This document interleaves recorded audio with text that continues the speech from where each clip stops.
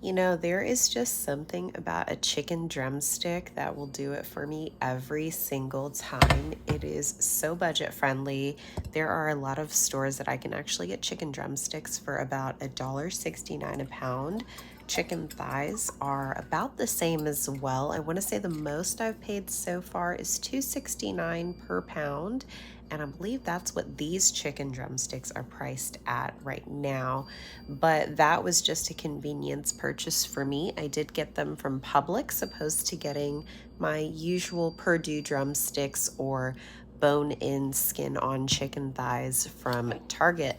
Surprisingly enough, Target in my area has had the cheapest prices on bone in skin on Purdue chicken, and that's my favorite brand. But these are the seasonings that you can throw on. You can do any combination you'd like. As long as you season it to your liking, the chicken's gonna taste great.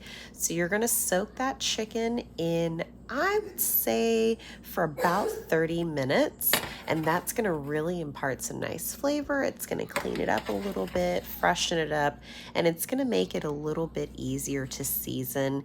And I love to pop these in my air fryer. You do want to flip them after 30 minutes just to make sure that both sides get nice and crispy.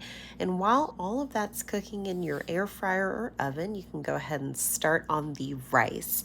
So I make my own bone broth in the crock pot. I can do a recipe on that later.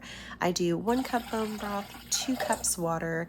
That's going to impart some nutrients, some collagen, some flavor. Normally, I would add a little bit of oil or bacon fat or something to the water, but because that chicken bone broth is so gelatinous, I don't really need to. It's got its own oils in it, so it's going to keep that rice nice and, clump free.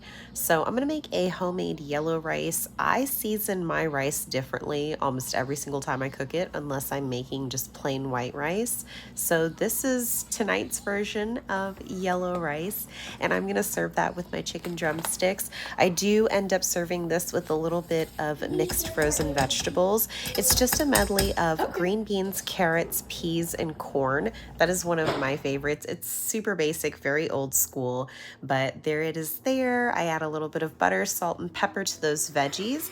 I plate everything up, and for a little razzle dazzle, I add a nice drizzle of that delicious pan gravy. Look at that.